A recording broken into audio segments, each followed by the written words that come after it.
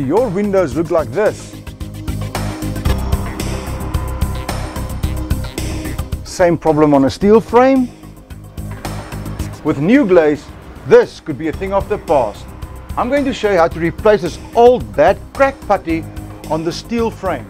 The system also works on other frames, except the clip system differs. And the tools that we are going to use are these. A typical problem of unsealed windows and crack putty is dust on your blinds and on your curtains. As with any DIY job, the preparation is very important. Remember always to wear the appropriate safety gear. In case the glass breaks, apply some tape. This prevents splintering. Use a hammer and a chisel to remove all the old putty. Just remember, working with glass is extremely dangerous, so be very careful. To make life easier, you can always use a handy electric tool.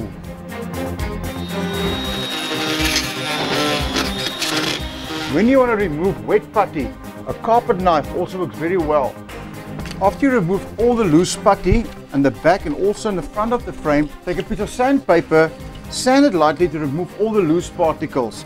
Take a cloth and take away all the dust, because the next thing is the undercoat.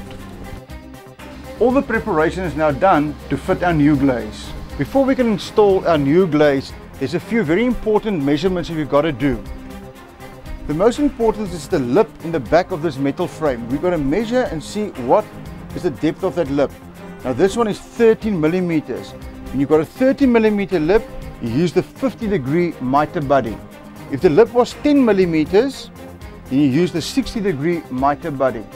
We start off by doing the horizontal lines first, by cutting a 50-degree angle on the right-hand corner. So you slide your Nu-Glaze bead into the mitre buddy. After you've cut this angle, you're going to take the sharp point and push it into the corner of the right-hand bottom. Angle the Nu-Glaze towards you, and with your pencil, make sure that you make a mark in the corner where the end of the frame is.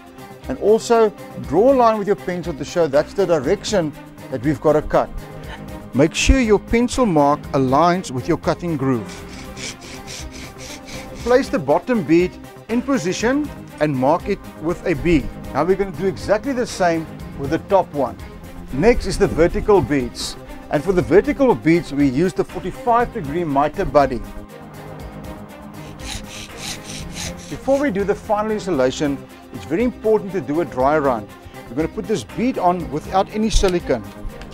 It's very important that the vertical bead is in front of the horizontal beads. I always like a third hand, that's why I use the suction cup to pick up the glass. It's very important to put the bottom part in first. A perfect fit. And all you've got to do now is to put silicone in that grooves, some silicone into the back, and then secure it. And then this beautiful installation is done.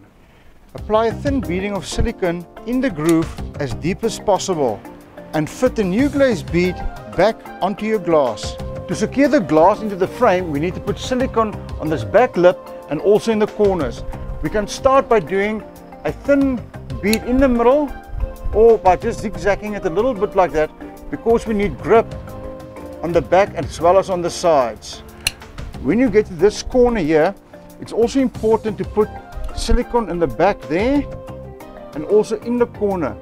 Put a little bit more in here because that's where we want it to be secured and no water can come through. If you have any irregularities in the frame like here, you can apply a little bit more silicone, because this is going to be the last time that you might ever see the inside of this frame. Now we are ready to secure the glass into the frame. Give it a firm push. There you go. And we take a cloth and we just take off all the excess. Now the last thing to do is to secure this glass to the frame until the silicone is dry. And we use a small little clip like this. It's very important. You'll see there's a red line on the one side of the clip. That's the side towards the glass. So all we do now is go from the back and you pop it over the Nu-Glaze bead and click it into position. And you take another one, click it into position. To finish off the corners, you also insert these corner pieces. To remove these clips, use a 3mm screwdriver and just lift it out like that.